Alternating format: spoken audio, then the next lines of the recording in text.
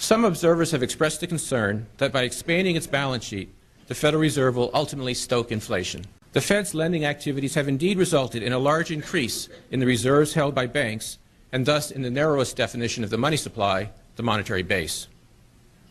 However, banks are choosing to leave the great bulk of their excess reserves idle, in most cases on deposit with the Fed. Consequently, the rates of growth of broader monetary aggregates, such as M1 and M2, have been much slower than that of the monetary base. At this point, with global economic activity weak and commodity prices at low levels, we see little risk of unacceptably high inflation in the near term. And indeed, we expect inflation to be quite low for some time. Before Barack Obama leaves office, there will be a currency crisis. The U.S. dollar will collapse, and prices in this country for consumer goods are going to go ballistic, and so will interest rates. And we're going to be living in an economy with unemployment closing in on 20% and double-digit inflation and double-digit interest rates. This is economic ruin that is coming, and it's because of the very policies that you're wanting Barack Obama to pursue.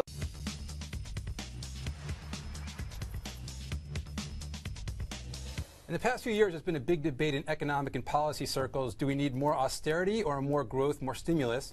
In the past couple of weeks, a lot of people on the growth side of the equation have claimed victory. Joining me now is Larry Kudlow. He's host of the Kudlow Report on CNBC, which is our premier partner here at Yahoo Finance. Larry, I know you have some strong opinions about this. So you had Reinhardt and Rogoff, their report got shown to have some errors in it. The EU saying maybe austerity isn't such a great idea. Do you think this is going to trickle down to U.S. policy here? Look, let's define terms, just first of all. Okay. I am for government austerity. All right? I believe that a smaller government with budget cuts is pro-growth. It gives the private sector room to breathe and invest and create jobs. So I think anytime you cut government spending, as in sequester, so which we're doing right now, it's a tax cut. Yeah. And I think that's one of the reasons why the stock market has done so well. It absolutely loves it, and I think our economy is going to improve. I also want prosperity in the private sector. So I don't want to see you cutting back in the private sector. Should have, for example, pro-growth tax reform. We're seeing a little bit of that in Europe right now. That's true. And it's interesting, during the campaign, maybe the one thing that President Obama and Mitt Romney agreed on was corporate tax reform. Sometimes, yes. And I haven't seen anything about it since the election. No follow-through. No follow-through. And unfortunately now, with all these scandals and whatnot, I'm not that optimistic. But you're quite right. I can't think of anything that would help the private sector better than pro-growth business tax reform for both large and small businesses. And I want to say one other thing. This may surprise you. I love what they're doing in Japan. You do? I do. The monetary part of Japan, they were going into heavy deflation. They had to open up the monetary spigots. They had to let the currency adjust, which I call normalization. And look, they just produced a pretty good GDP, 3.5% in Q1. Right. I don't know whether that's permanent or not. Europe should do what Japan is doing on money. Europe is way too tight, the ECB. They should open up the spigots, cut their interest rates, and pour money-based money into their economy. Europe is in deep danger of deflation right now. And mea culpa for me, Ben Bernanke was right.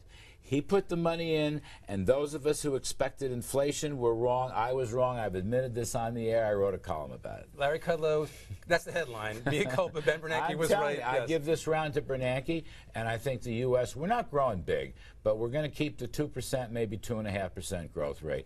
Get us business tax cuts. That's what I want. Okay. To him, David calling in from Kansas City, Missouri. David, how you doing? Hi, Peter.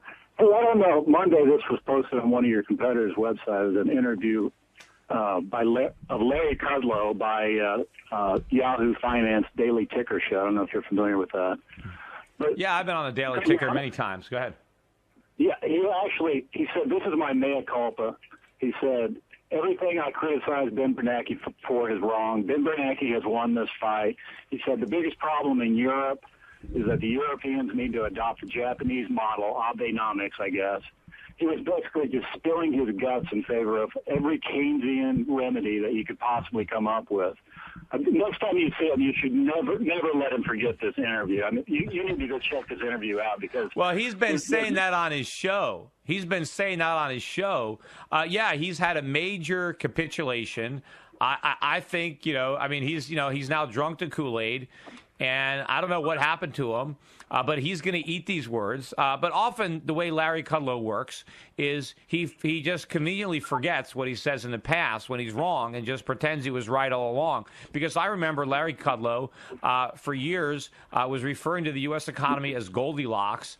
Everything was great as the housing bubble was inflating. And when I would come on and criticize it, they would all argue with me. And then when the bubble burst and all of a sudden the Goldilocks illusion went away. I mean, I always said it wasn't. I always tried to remind him, hey, what happens at the end of Goldilocks? The bears come home, but after the bursting, he was there, shock and awe. We need QE. So he was all in favor of it, and then he was against it. Now he's in favor of it again. So he changes his mind with the wind. That's unfortunate. I wish he was a more consistent voice for free market prosperity, which is what he claims to be in favor of. There's nothing free market about what the Bank of Japan is doing. There's nothing free market about what the Fed is doing. So he's not a free market guy. He's a big government guy. And he's come out of the closet, I guess. But we'll see what happens if he does it in reverse, because he's finally bought onto it right before I think the whole thing is going to fall apart. The wheels are about to come off the wagon, just as Larry Kudlow is climbing on board. But hey, thanks.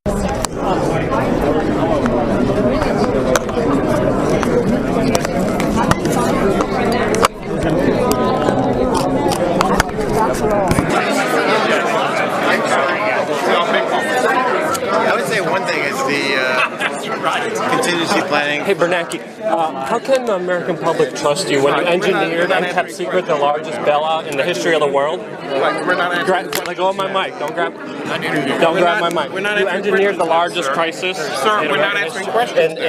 Sir, we're not answering questions now. Just a question? We're not answering questions now. I'm just asking a question. We're not Why? answering questions. I'm not a dog. Well, what about Bilderberg? You want to talk about that? Excuse me? Thank you. But you don't have to put your hands on me. I'm listening. I'm listening. How did you get in here? What do you mean?